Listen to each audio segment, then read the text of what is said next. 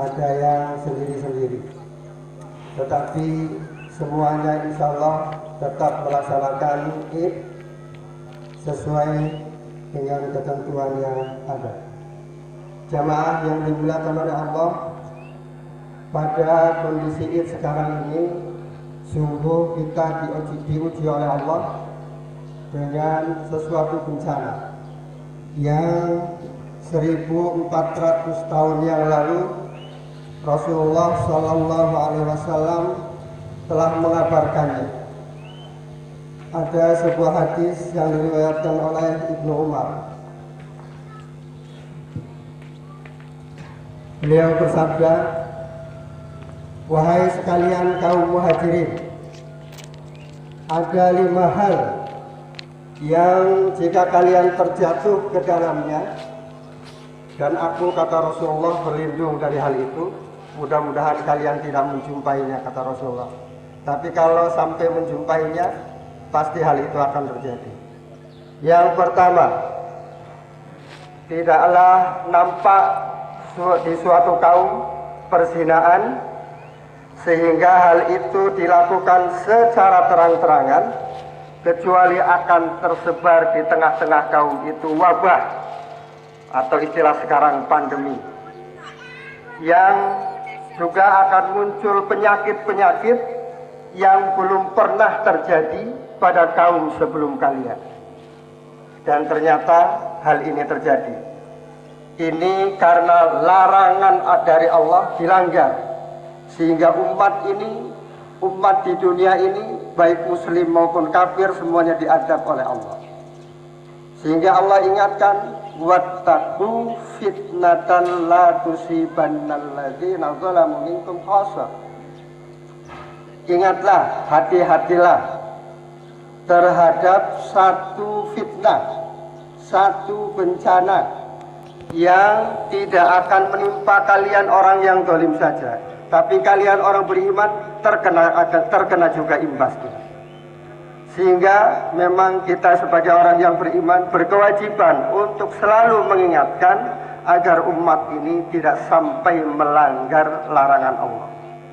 Salah satu yang larangan Allah yang dilanggar sekarang adalah perzinaan yang dilakukan secara bebas dan terang-terangan.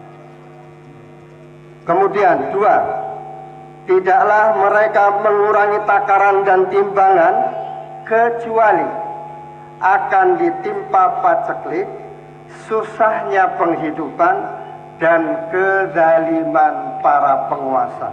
Dan hal ini pun terjadi. Di mana-mana orang kecil ditindas oleh penguasa di tempatnya masing-masing. Itulah karena larangan dari Allah dalam hal dagang tidak diindahkan, sehingga umat ini ditimpa berbagai macam musibah. 3, tidaklah mereka menahan zakat atau tidak mau membayar zakat, kecuali hujan dari langit tidak akan diturunkan. Kemudian seandainya, kata Rasulullah, bukan karena kasihan terhadap hewan ternak, tentu umat ini tidak akan dikasih hujan. Dan kita sudah merasakan beberapa bulan yang lalu ketika musim panas ini begitu panjang, sehingga para petani begitu susah untuk mendapatkan air untuk sawahnya. Yang keempat, tidaklah mereka melanggar perjanjian mereka dengan Allah dan Rasulnya, kecuali Allah akan menjadikan musuh mereka, orang kafir, akan menguasai orang-orang Islam. Kemudian orang kafir tersebut akan mengambil sebagian dari apa yang dimiliki orang-orang Islam. Dan hari ini sudah terjadi. Orang Islam di mana-mana dibantai. Sungguh sesuatu yang sangat mengerikan. Mudah-mudahan kita tidak termasuk orang yang diadab dengan hal yang demikian. Yang kelima, dan selama pemimpin-pemimpin mereka, pemimpin-pemimpin umat Islam ini tidak mau berhukum dengan hukum Allah, yakni Al-Quran, dan mengambil apa yang terbaik dari apa yang telah diturunkan oleh Allah, melainkan Allah akan menjadikan permusuhan antar sesama mereka. Dan hal ini pun terjadi juga.